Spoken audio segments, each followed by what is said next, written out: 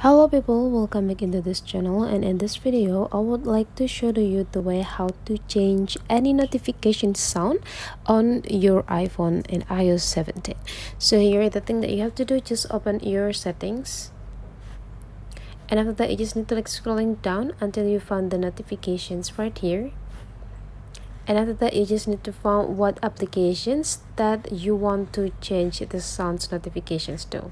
So here, let's say we want to change the notification for the calendar right here, and then you just need to go click it. And now let's just slide into the down part until you find these sounds, and then you just need to go click this. You just need to choose which sounds that you want to use for the calendar sounds notification. You just need to try it one by one and find out the best sounds that you want to have.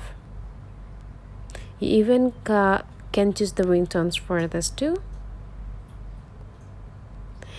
And after you found, or after you decide the sounds, you just need to go back, and those will be automatically saved as the sounds notification for this application.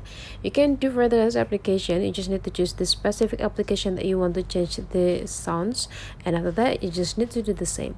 So that is the way how to change any notification sounds on your iPhone.